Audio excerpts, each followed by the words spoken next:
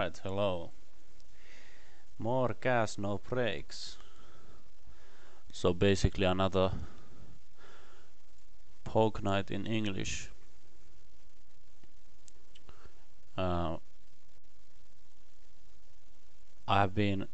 We were supposed to have a 6-max poke night last week, but I have been sick for the past week. I have had quite a high fever. Now it's actually getting better, hopefully, and I haven't had any symptoms for 2 days, just the flu, but hopefully we'll manage to get this through, and I have enough voice for the 90-minute session. I have played very little poker in the past week, so I might be a bit rusty, but hopefully not. And this is actually what you see on the screen is one of the sessions I played on purpose on the 888Poker, just to record the short session, 40 minutes or so. Hopefully enough coverage for this poke night. And excuse me, I will be doing this coughing and something like that a lot, I think, but hopefully it won't annoy you too much. But yeah, again, I have the chats on the other screen, so if you have any questions or comments, I will just bring the chat on this screen, but if not, I will keep it on the other one, because I did record the whole screen, and therefore obviously there's no room for the chat. Let's just begin. And this is like exactly a week ago, I think, so I don't remember anything about any of these hands. Maybe there will be some bells ringing at some point, but right now I don't remember anything. I'll just name the tables 1, 2 and 3. So in table 1, pretty standard open from bottom, and a opponent with a 60 big blind stack with a blue label defense. I opt to not see it here. I think I have enough showdown equity, and the hands I get to fold are hands like 8-7 or some hands like that. So I don't think with this bad of a king there are not too much value to get from this pot. So I think check-in is fine, and I'm pretty much always, well, not always, but almost always going to call a turn bet if I face one. On table number 3, I see bet with a cut shot and take it down.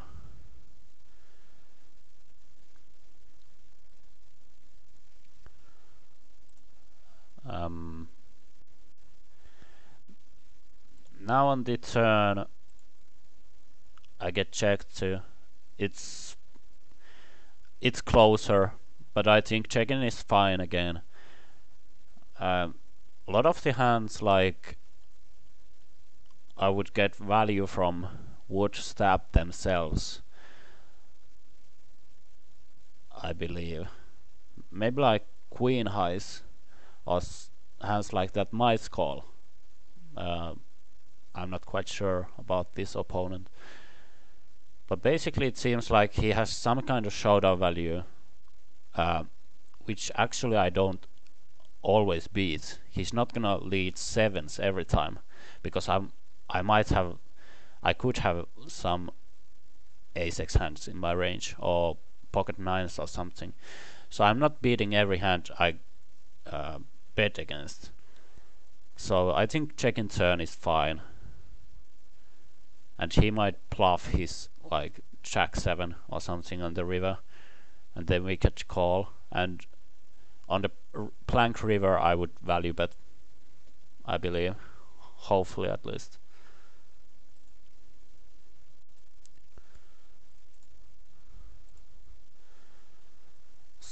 River pairs at ace, our 6 gets counterfeited. This is very easy call. He's gonna bluff with his pocket 7s, pocket 6s, well, not pocket 6s, but under pairs, and maybe some other hands as well. So this is very easy call for us. No value in raising really, so let's just call. I don't really know what he was trying to do with the river bet. It's pretty thin value bet, I think. Too thin, definitely, because I'm going to bet like jack highs myself on the flop most likely, and if I have had like pocket 5s or 4s, I'm gonna bluff this river, so he's actually better off check calling. So yeah, he has a blue label for a reason.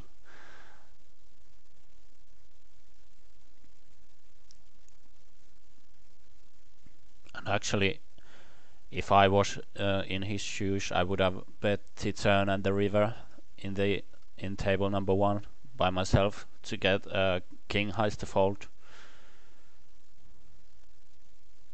I might not. Queen high is actually pretty good to take to a showdown as well, so I think checking down is actually a better option. Jack high space I might have had. Excuse me.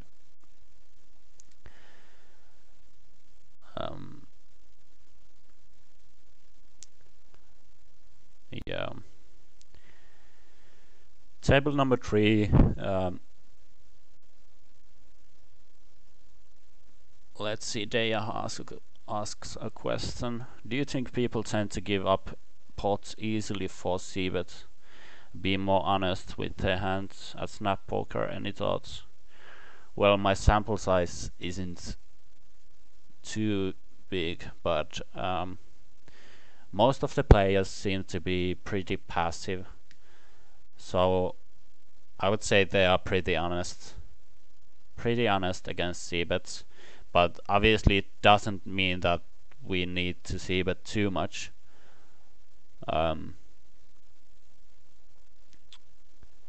It's hard to say. Some in most spots, if the c-betting is something you think of doing, and it's like the decision is pretty much the same universally. Like if you are going to c-bet it elsewhere, or not going to c-bet elsewhere, why would you c-bet it there? Because in these spots it's really not about whether your opponent is going to be honest again in those spots or not. You pretty much make money against the turn bluffs in those spots anyway, so obviously you want them to be passive, but they are not gonna be that passive for those spots. I think it's hard to say because we don't have any stats, or yeah, we don't get to use heads up display in these games, but yeah, I wouldn't think base my decisions on against the pool or how the games in general play. I would like take more, not game theory optimal, but more like vacuum type of decisions in those spots usually, if that makes any sense. Yeah, in table number 3 I'm going to 4-bet most likely. Um, the 3-bet sizing is actually no open raise or min raise, so it's not that big. Against UTG open and let's say cutoff 3-bet, I might have only flattening range here. Against if I knew the opponents were regulars, then I might not have a 4-betting range in here. But against unknowns with hands this good, I'm going to 4-bet and be happy to get it in. Hijack also min raises, so usually not going to be the strongest regulars. Might be, but usually not. This is actually a spot which I don't face too often, so I'm not sure about my sizing. I think it's fine. It leaves room for a bluff 5-bet, or I could have a 4-bet folding range in this spot. Now the flop comes, the 3-bet are called. I would assume I would think he's gonna have both 5-bet shoving range and a calling range here most often, because this is NL30 and even the regulars at these stakes don't have they don't know about flatting, that they are allowed to flat 4-bets with pocket aces, for example. So I would say that most often he is beat capped from the very top of his range. On board this try, I'm going to see bet, but I hope I'm not gonna make it too big. I would like to bet like $3.50 now if I had the chance to choose a sizing. So I think $3.50 would be pretty good. 390 is not too bad. It gives him room to float, or I think he's going to have a wider calling range in this pot against if compared to if we see bet it like even half a pot or bigger. And if he's going to bluff raise sometimes with a hands like ace queen or something, which is obviously pretty ridiculous, but people tend to do stuff like that in a spot like this. It happens. On a turn, no real reason for us to not bet. We are not. Sometimes we are against set of jacks or pocket aces, obviously, but he's also going to have so many hands that are worse than ours, that are going to be that are kind of in a bluff catching mode. Hands like pocket tens or pocket queens even, or king jack of clubs or something. They're definitely a possibility. So I really want to bet myself, and those hands are more likely than the floats that would bet here against my check. And even if I bet like $6 now, he might bluff shove sometimes. It's not too common, but it happens. So I want to like maximize my value, and even though this is a spot where I 4-bet it pre and then two barrel, it should be pretty obvious that I'm trying to get it in. But let's say pocket tens, they call easier if I bet just like $6 in this pot and then shove the river, compared to betting half a pot or shoving myself this turn. So basically they end up putting the same amount of money in the pots.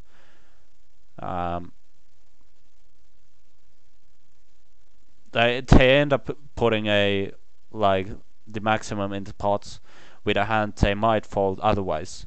So that's pretty sweet, and that's something we definitely want to take an advantage of. So yeah, I would like to see myself betting like $5-6 in this pot.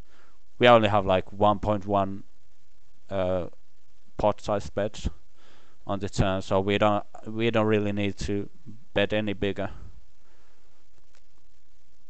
And hopefully I realized it and didn't bet like even this much. A 780, it's a bit too much in my opinion. But yeah, we get a call and we're just going to wait for a while and shove. Pretty basic hand actually in the end, but and yeah, it's funny, like he gets to the river, he's getting 1 to almost 1 to 5 pot odds, and yet he has a decision. So I think my small bet sizes on flop and turn made him have a wider range on the river than he should have. Yeah, Colin asks about checking turn with kings. Yeah, as I tried to explain, I wouldn't, because he's going to have like hands that want to get to showdown more often than the. He's gonna have hands like bluff catching hands way too often compared to total floats in the spot. Again, I'm talking against unknown opponent. So that's the reason I definitely want to make 3 small barrels myself. So yeah, I wouldn't check too often. If I had specific reads about some regulars that I knew that this villain always floated with like 10-9 in this pot. No, well, 10-9 is pretty good hand, but Queen 10 in this pot, then I might, but readless I wouldn't. Yeah, he's getting very good off, and I don't know if he's neutraling or if he somehow has a hand that he has to fold. Maybe it's just like he was trying to take tens to showdown and ended otherwise, like decided not to. I don't know. It's pretty weird.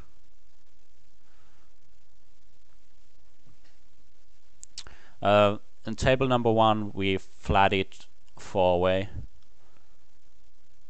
I'll just rewind a bit. Yeah, hijack opens. 2 flat calls.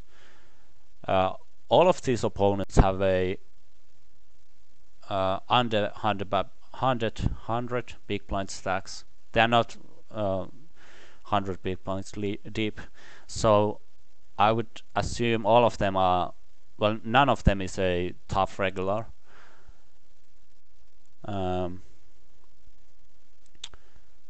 So I'm definitely going to defend in this pot, and I would actually defend pretty widely.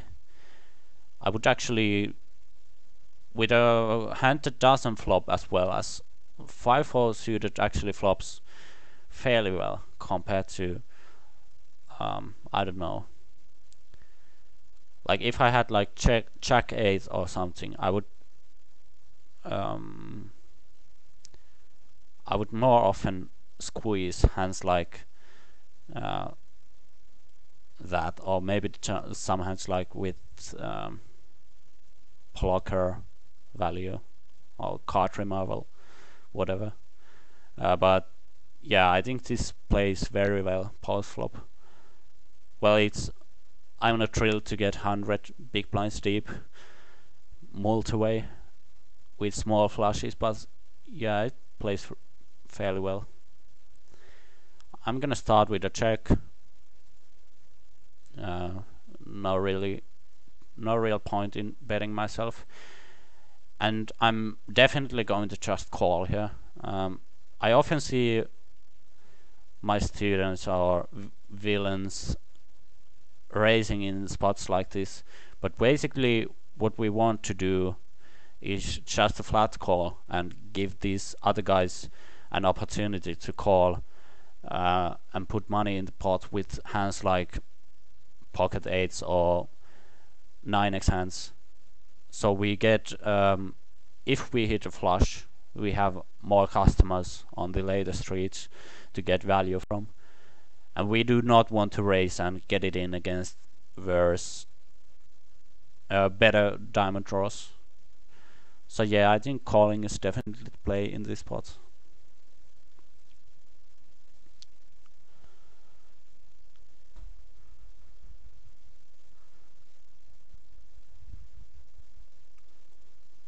This guy could be betting with pretty much anything. Like, people bluff way too widely in these spots. He should have pretty strong range, but his sizing doesn't look like too strong. So maybe he has like some kind of top pair or weak over pair, or maybe a draw. In table number 2, I'm going to 4-bet. This is actually a pretty gross spot because this 3-bet is pretty large compared to the stack size. But usually it just means that he's not gonna be too strong of an opponent. And yeah, this is a spot I would usually 4-bet pretty light in. So actually I might just want flat, but then again I don't really want to play out of position against this button opener. So I think I'm 4-bet folding against the button. Yeah, I think so. My hand is definitely good enough to get it in against the small blind, like 40 big blinds deep. But this is because of small blind sizing. This is not a spot I would bluff in too often. So I don't think button is going to 5-bet bluff ever. So I think I just have to 4-bet fold. And since I'm 4-bet folding and I'm actually just going to get it in against a short stack, I get to use pretty small of a sizing. It doesn't even have to be double this guy's 3-bet. It's just kind of it could be even smaller, just like a quick click back to send a message to this button guy. Kaleon asks about my let's start with Deya's question. Have the snap poker / cash games at 888 been running nicely whenever you have played? I don't play these games regularly, but I recorded this session. I think it was like 4 p.m. Finnish time, so 2 p.m. Central European time or something. So yeah, I think they pretty much do. Maybe not at the like very latest hours or the earliest ones. How you want to see them, like 3 a.m. or 4 a.m. I don't know about that, but I think they run pretty well. Colin asks about my range in the ace queen hand, and it's like this is pretty much the bottom of my range. Ace jack I would just flat call, and ace 10 I would fold. Maybe 8s plus or something, 9s plus, and ace queen. Sorry, I have to sneeze.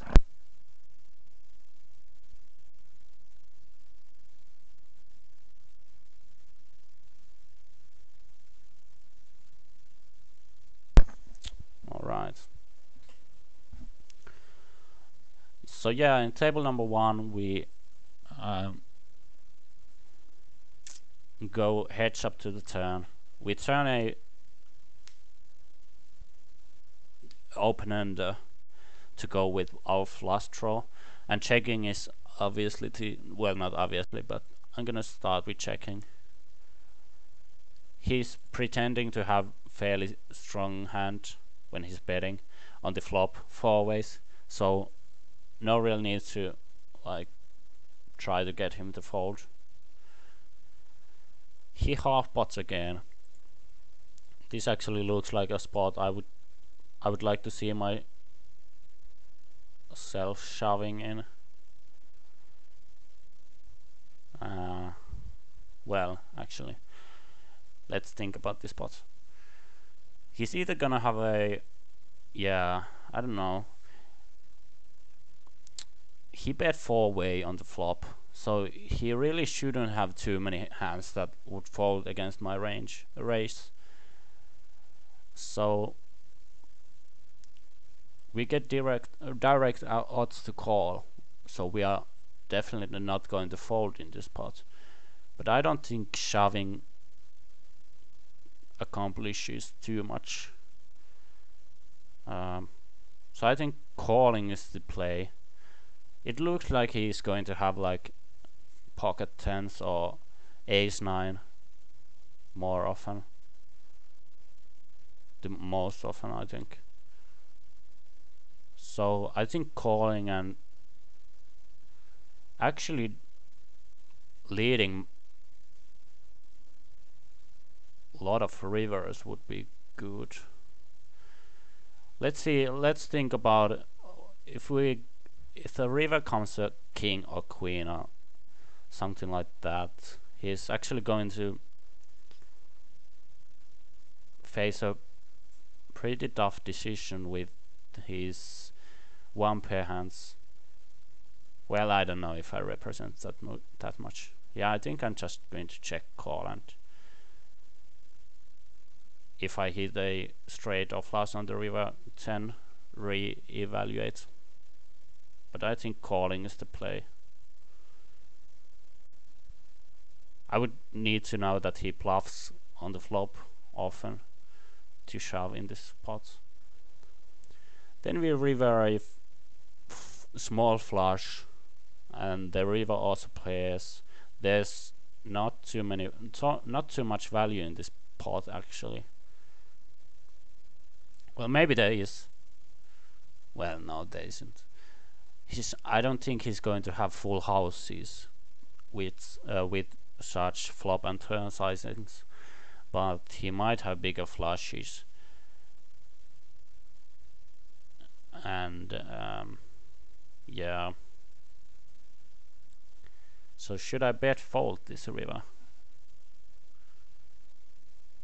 Yeah, Vaney asked about could you consider leading flush and straight rivers? I definitely could, and I'm thinking about if I should, because it seems like he didn't have a full stack, so he's most likely not going to be the strongest regular again, and his range is, with such sizings, I would guess it's almost always going to be either flushes or weak showdown hands like top pairs or weak over pairs, or maybe like ace sevens even. It's possible. So I don't. It's those hands are more likely than the hands like king queen, king queen of hearts, or like total bluffs, I would see. So maybe I could lead the river and fold to a re-raise. But then again, I don't really want to get into a spot where my villain could get me to fold my entire range.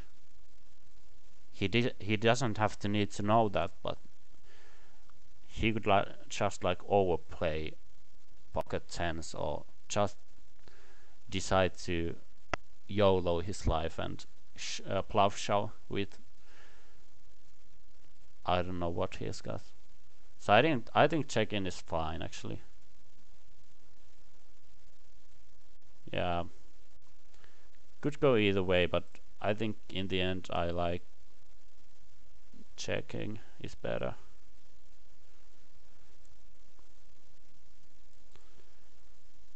Could be or could not be. Yeah, he had weak top pair. If he has hands like that in his range, if it's that wide, then there's definitely an argument about to be made about betting myself or leading the river. Don't know. Might have lost some value in this spot.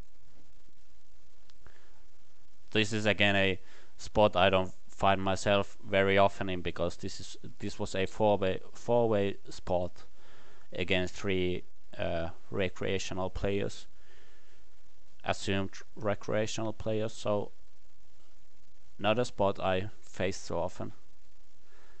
I opened king queen suited, and I'm going to hopefully see bet a very dry board. I have 2 overs and a backdraw flush draw, so definitely a spot I want to be c betting with, and not too big of a c bet. This is a board I'm going to c bet very often with my range, with my opening range from the middle position. So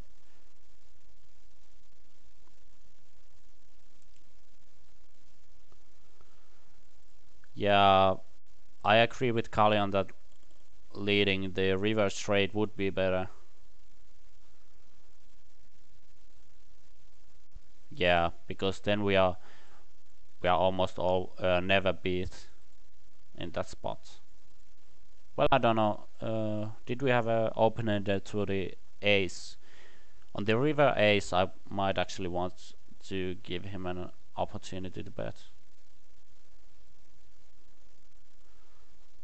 Yeah. And leading is obviously a pretty good option as well. Stronger flushes I would have leaded.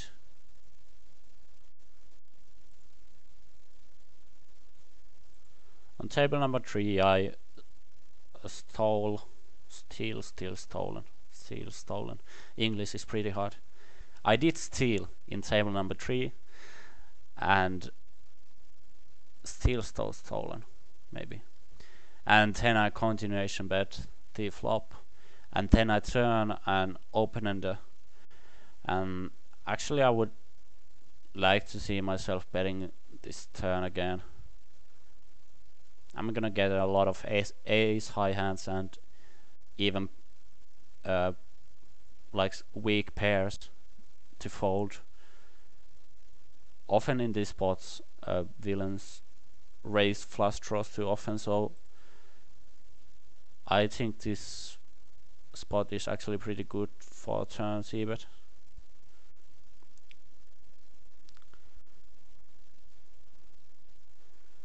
Table number 2 is pretty good spot for continuation bet again. And I think we got raised in this spot. Yeah, it's a pretty small raise. But we only have we have two overs and everything a backdraw draw. While still our hand is pretty weak. Let's say that he has like pocket nines or set or king queen of hearts. We are in such terrible shape against his range that we just have to fold.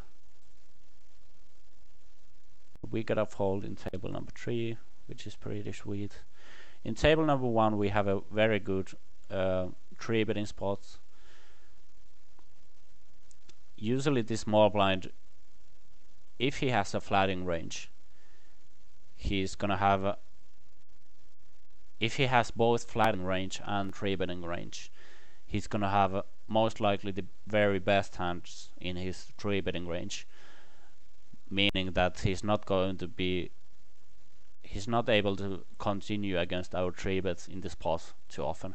So I would be 3-betting a lot of hands in this pot. Queen 8 is actually, yeah, it doesn't play that well multi-way, so I prefer 3-betting it. Colin asks about calling with D-bet stacks, and I would say with a hand that bad, actually no, I don't think so. Yeah, I wouldn't call with 100 bigs either.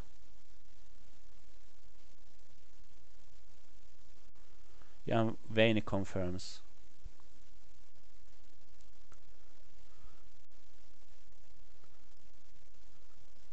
I'm hesitating. It's really not a spot where my villain should be raising a flop too often, but for value. But yet again, it happens, and he has a short stack, so usually not a very thinking player. In table number 3, I defended pre against a min raise, and I checked back the flop. This is a flop that hits me pretty well, but he's going to have, if he's a good thinking player, he's gonna have check calling range, and pretty wide check calling range actually. Even like weakest king X hands, or almost any 10, almost any 8s. A lot of hands. So I don't want to be betting too much.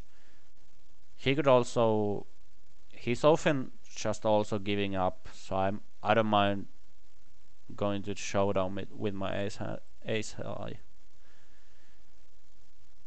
There's also it could be possible to 3-barrel and get him to fold almost his entire range.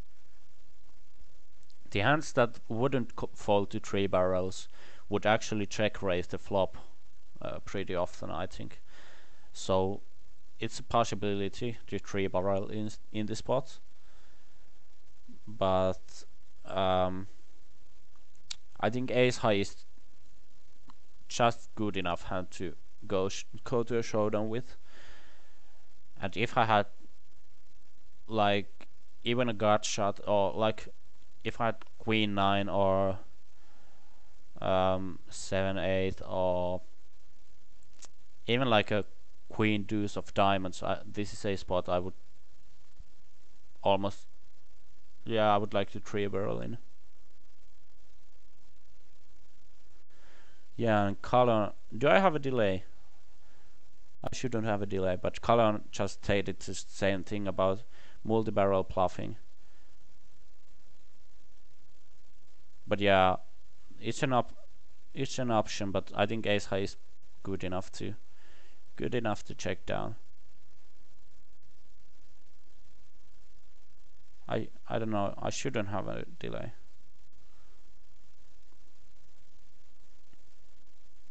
Yeah. Veini has good points.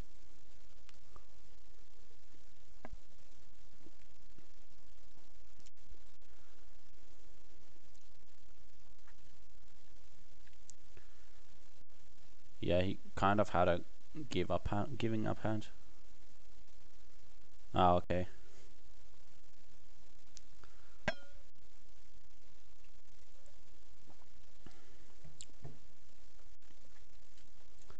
In table number 1, I would like to see myself c-bet with 1 over card and backdoor flush draw. Even though this is a flop that hits actually pretty well to his range. I isolated a limper with ace-6. This is a spot I could consider checking back.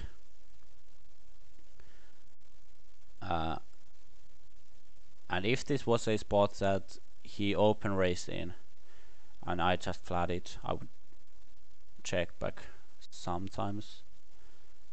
But I think his range is, he's a pretty clearly a recreational player, so he's gonna have like he's sometimes going to have king 8 and just never going to fold it, or he might have jack 10 of hearts and see him having a gut shot or anything like that. So I think it's almost never a bad idea to put money in against recreational players with a hands this strong.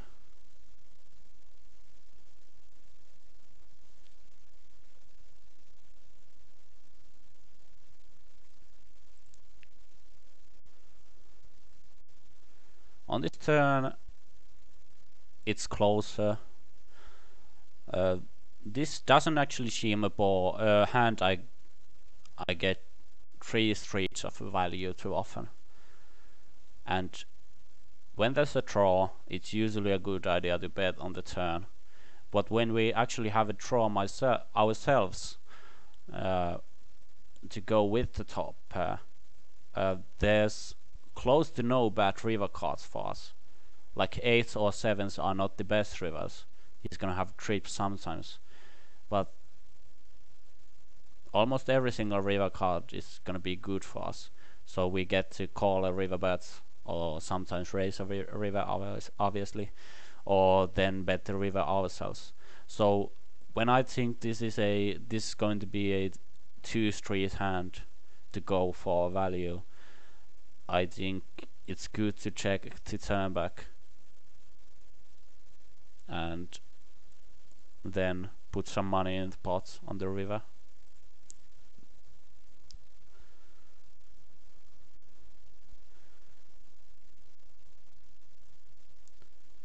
And yeah, I checked it. It's actually pretty nice that Kaleon and Vayne are here to discuss strategy with me, so I think this is going to be a coaching that goes pretty smoothly, and I don't have a lack of things to talk about. We face a half a pot bet on the river, and this is a pretty easy value shove.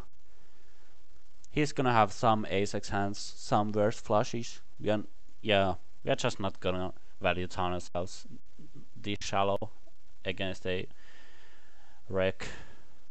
recreational player.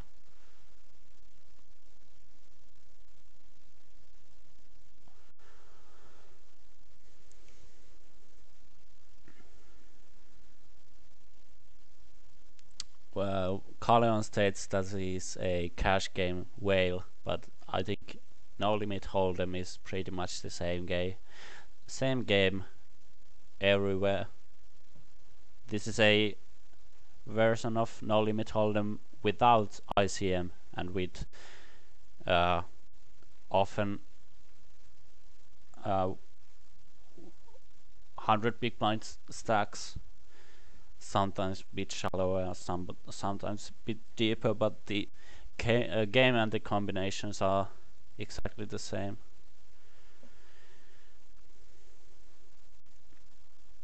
So nothing too interesting. This is actually I would like to complete this hand in table number 1, and as I did. And yeah, against 2 recreational players, I would like to bet myself on the flop. I opened in table number 3 and a short stack called me. This is actually a spot where his range is going to contain some pocket pairs and some overcards, most likely. So I'm gonna start with the check. I don't get too much value in this spot, and if he bets, I'm just pretty much going to look at his sizing if I can continue with this hand. Let's say he bets a pot. I don't think I can call, but yeah, this is pretty close. I don't know. I was trying to say close and gross at the same time, so it came out as close. But yeah, um, he bet like 2/3 or 3/4 of the pot. I actually wouldn't mind folding there. I'm just maybe overstating the um, his bluff frequencies here. So I think folding is the play against bet this big. I don't really like this.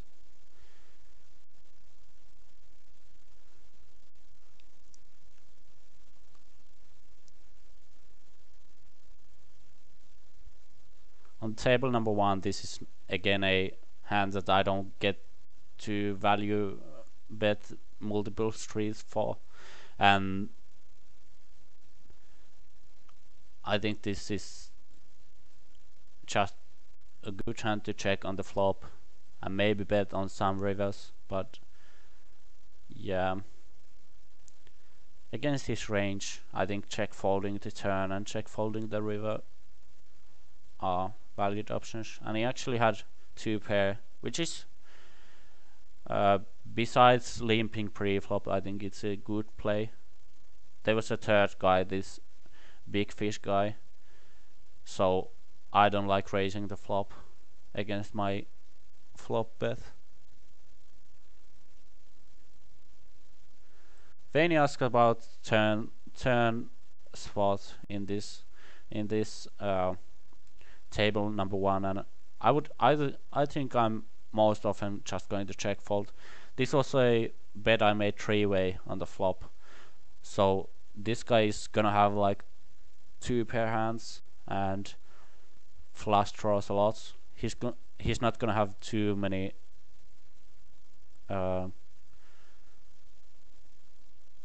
worse hands or too many hands that he raises the flop, so I don't think he's gonna be capped. And yeah, I think check folding the turn is actually clearly the best option.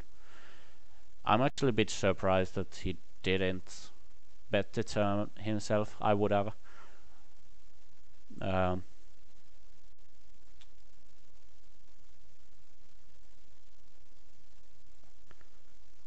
This is actually something I disagree. I bet 3-way, so he shouldn't raise flop with 2 pair hands. I think it doesn't make sense for him to raise the turn with 2 pair hands. And since he limps pre-flop, he's gonna have like almost anything. He might have like 7% of the hands or something. Who knows? So yeah, he might have set of 7s, set of 5s. I wouldn't like to raise in this pot if I was him. And turn spot with a plank turn, let's say a jack of hearts, I think I would still be checking and then maybe check calling. Well, no, I would be bet folding, I think. It's closer. It depends on which plank it is. Like 4 of hearts, I would definitely bet myself. And yeah. So yeah, check folding in table number 3 would actually be the way to go. I'm getting pretty good hands. Queens, kings and ace king suited. Let's see if we win some of these. We won the queens, yay. We get to 3-bet with kings. This might be the same guy who just limped the hand before with king 5. So it should be noticed that he has a limping and ranging ranges. We flop a ace high monotone board. So again, there's not too much value to get. If he has like queen jack with like pocket 9s with a 9 of hearts, he's gonna call. So yeah, there's value, but there's also we might get check raised from set or flush, which we don't want to happen, and we might get bluff bets on turn if we check. We can also always call a turn bet, so I think checking in this spot is almost definitely going to be the best option.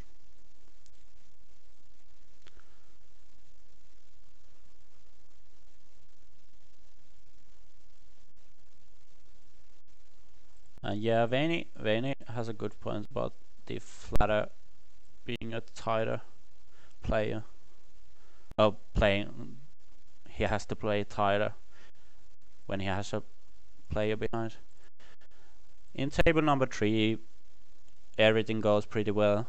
We don't face a turn bet after making a questionable flop call, and then we river a king, which we can value bet ourselves. In table number 1, I think we are still not going to bet this turn. Again, this is a hand that we do not get value for 2 streets, I would guess. So again, it has to be opted whether to bet this turn or whether to bet the river. And yet again, very few bad river cards for us. So checking the turn is pretty good. He's gonna have some better hands also, still. They are rare, but it's possible. So yeah, I'm just going to check. Yeah, I check it.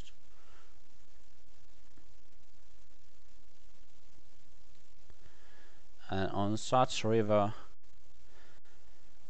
it's actually pretty close whether I want to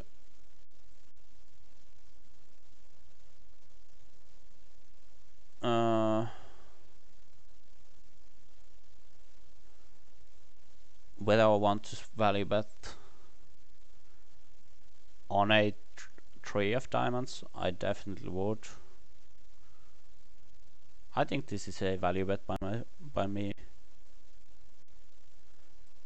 on the river. Veni states that he doesn't think that an ace would play this way. Well, hands like ace jack with a jack of diamonds, a jack of hearts, are pretty common when played like this. So yeah, there are pretty few of them, but I think checking the flop is still better, because against, like, let's say 10s with a 10 of hearts, we are always going to get a bet in against those hands. So we don't really have to, on later streets if we want to. So we don't really have to think about those too much. The hands that are most important against in this spot are the like queen jack of clubs, or hands that don't have pretty much any equity against our hands, and the only way to get value from them is by checking in the flop. And also, yeah, he's gonna have some. We 3-bet the flop, so I don't think we 3-bet the flop. So I don't see why any ace would actually lead on this spot. I just don't see it happening. It's just going to kill him, because he's not almost never going to be able to lead and get it in against my range. So yeah, I don't like betting the flop at all. I was just a bit confused about thinking this was a single race pot, but obviously this was a 3-bet pot. So yeah, I would like to see myself value betting $2.50 or something. No, 3-bet pots. I 3-bet pre-flop. I have to sneeze again.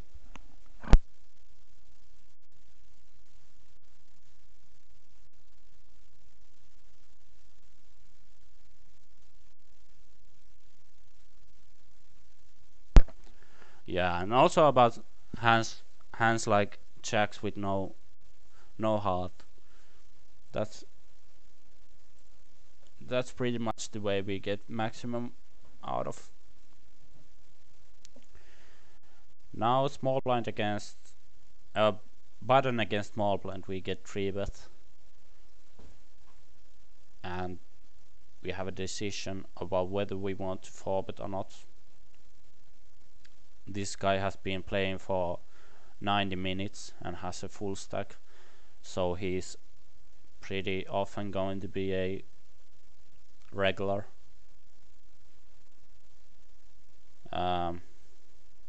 So I think 4-betting to call a 5-bet shove is the way I would go with jacks plus for value.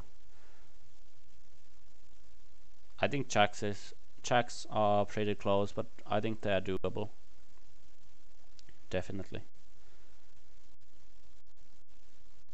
I would like to know, of course, whether my opponent is able to 5-bet bluff, because some aren't. But yeah, it's pretty close. Can't go too wrong either way. I get called, but which is something that happens a bit rarely when I have 2 jacks, which block some of his call 4-bet range. This is actually a funny flop which hits my 4-betting range fairly well. Most of my 4-betting value hands have, like ace king and ace queen, have a top pair, and my blocker bluffs like ace 4 have a top pair also. So this is actually a spot I don't see but too often for value, at least. And jacks is definitely a hand I don't want to be betting in this flop. And yeah, I wouldn't bet with ace 4 either, because it's gonna be too thin, I think. And I wouldn't be betting with. So yeah, that kind of protects. And I wouldn't also bet with like pocket aces, I don't think. So having hands like those in my check backing range will protect me for my checks through kings, which I also want to check in this spot. So yeah, I think I would see bet ace king maybe, just to have some kind of value range. And also I would see bet bluff always in this spot. Like if I had like, what could I 4-bet bluff with? Jack 10 offsuit, I would call pre-flop. 7-6, I could see myself 4-betting. Or hands like king 6 offsuit, or those hands I would like to see, but yeah, this is a hand I hope I have checked back.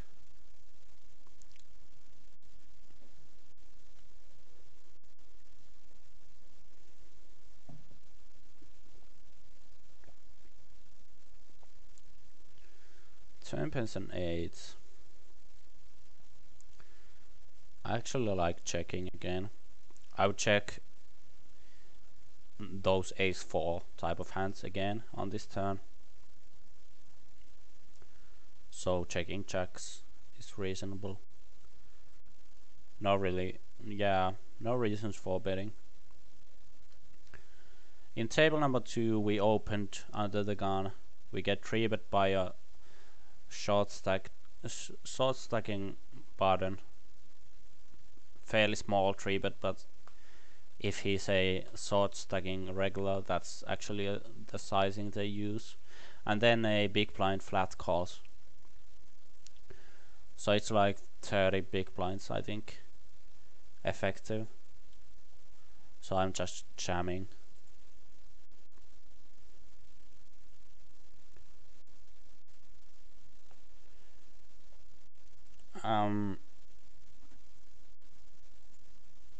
I faced a pot sized bet on the river in table number 3, and this has to be a fold. I have ace x hands in my range. My villain has pocket aces and 8, even some 8x hands in his range. Those are rare, but he's gonna have some value hands in his range also. Like ace queen could play this way. Again, if I had like 8-7 offsuit that are 4-betted pre, or king 8 offsuit, I would check the flop, and therefore he wouldn't be too comfortable, or it wouldn't be too good of an idea to lead those ace queen type of or ace jack type of hands on the turn. So yeah, he's definitely not capped, and we have some hands that we can actually call this river bet with, so we don't have to call with jacks. With jacks are actually pretty close to the bottom of our range, if not the very bottom. So that's actually something to, if you like game theory based game plan, that's actually something to think about, that if you call with jacks, you are going to call with your entire range. 8-7 suited, show an opportunity to play against 2 ace king combos, and that went fairly well for him.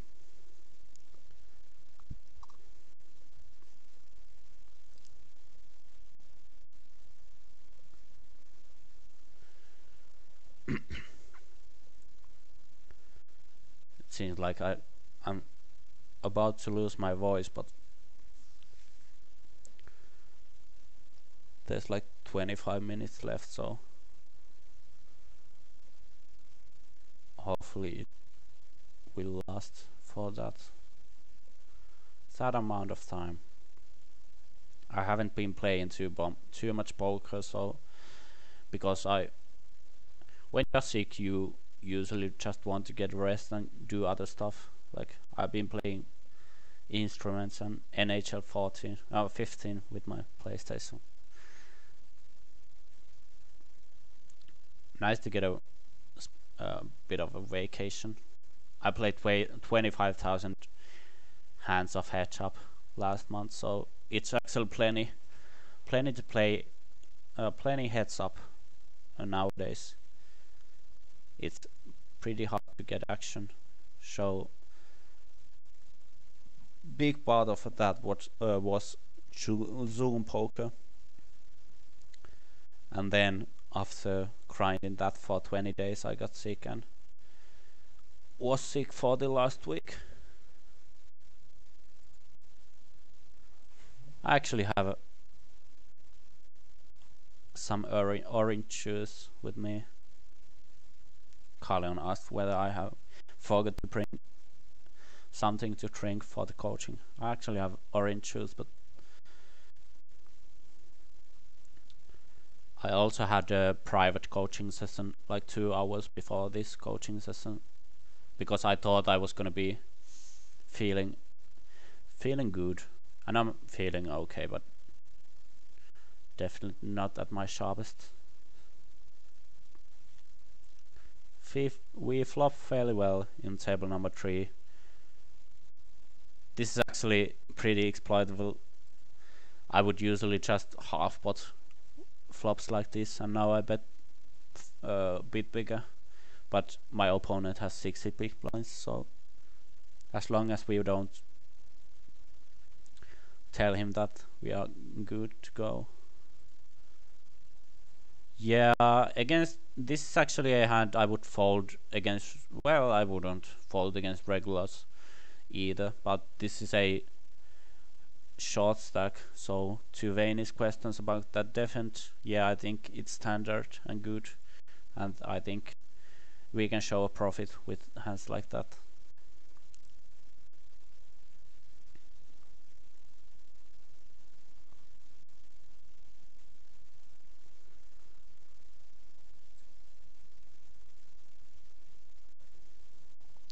I've actually been nowadays I play a bit less six max, or at least this year I have been playing mostly heads up. But when I played more six max, I did some research about defending big blinds, and I'm pretty sure that defending hands like 5-4 is profitable against smaller open sizes and definitely against recreational players. We check back in table number 3 and call a mean bet. Then we face a half a pot bet. This is it's like I could toss a coin about this one. It's pretty close. That it doesn't represent too much. I think if he's going to have a value hand, he's going to have a jack. But yeah, I just face too many bluffs when they play like this, so I could go either way. I think I like calling. I don't know about my turn c-bet in this table number 1.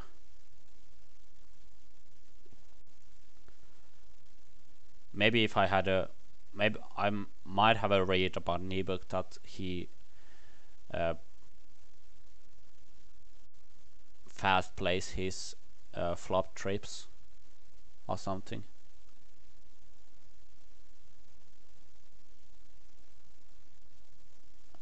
So if that's true, then I can see myself three barreling, but most recreational players, they just don't fold a 10 to a turn bet, and maybe even not even against a river bet. And this ace is actually a card that is pretty often in his flop calling range also. So this is a spot I actually don't like c-betting in.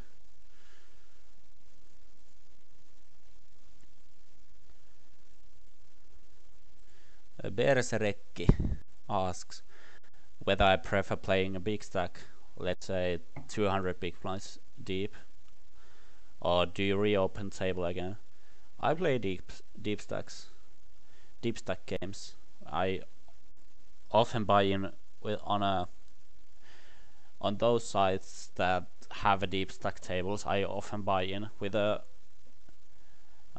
maximum you can go. So I'm comfortable playing deep stack. Again, it's pretty important to have a deep stack if you're not in these games, just in case there's a recreational player who has pinked himself a big stack. So those are the spots you can get tons and tons of value. And yeah, Vayne has a good point again. And actually, if you look at the PLO games, the biggest winners, when you look at the big blinds per 100 win rates, are the ones that play in the anti deep stack tables. It's actually a bit of a shame that in No Limits nowadays the deep stack games with antes they don't run at all. Oh, there are like 3 tables of them at NL600 or 400 combined, and none bigger than them. For example, the Team Russia only plays 100 big blinds deep and so on.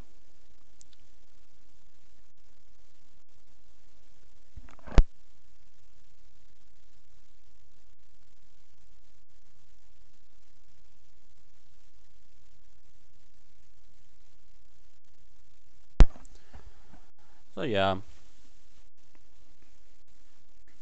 my c-bet in table number 1 got through, so maybe I had a read.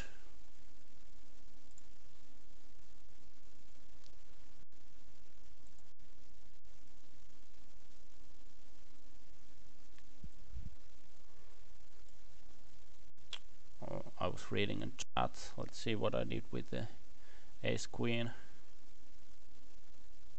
in table number 3.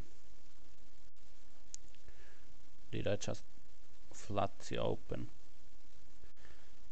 I think so. Again, a bit of a shallow stack. Yeah, I'm not going to 3-bet in this spot. Flatting is fine. Against only an opener, I could 3-bet for value because he's gonna have a too wide of a range so often.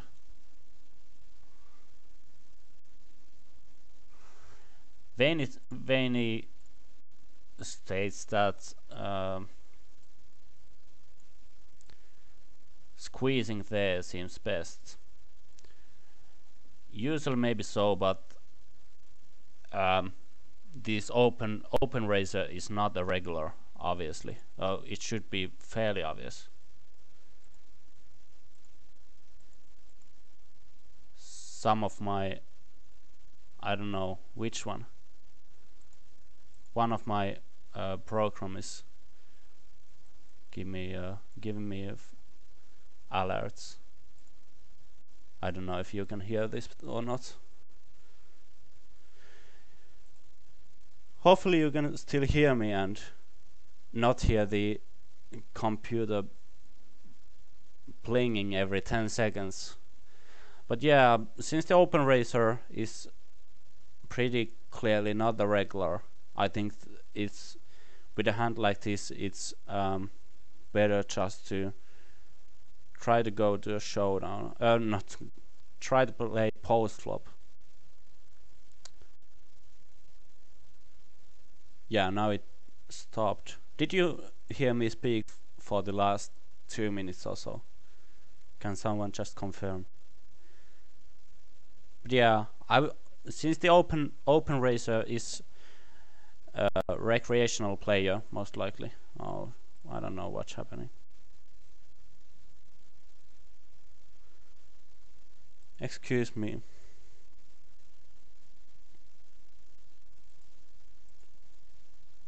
I need to do something for this.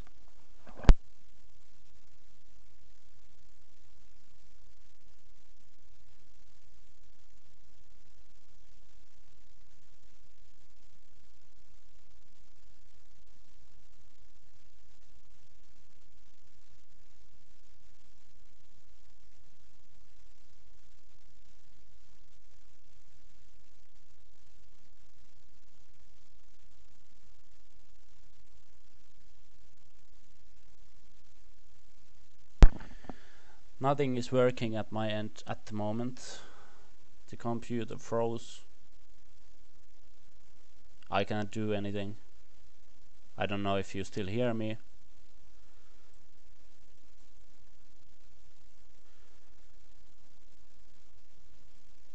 Well, this has been 75 minutes of coaching, and as it seems that I can't do anything, I think this is a pretty good time to quit for this night. Unfortunately, it just seems that I can't do anything hopefully I can just save the file and close this session with everything, just not losing the file. But yeah, I can't replay the audio on or anything, so I'll just finish now, and maybe next time on English coaching we're gonna have a 15-minute longer session. But yeah, unfortunately it seems like that something is very wrong with my computer and I can't do anything. I'm trying to I'm pressing the play the video button, but nothing is happening.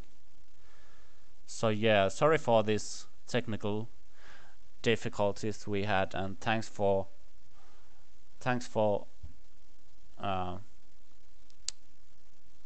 following the coaching. And yeah, see you next time.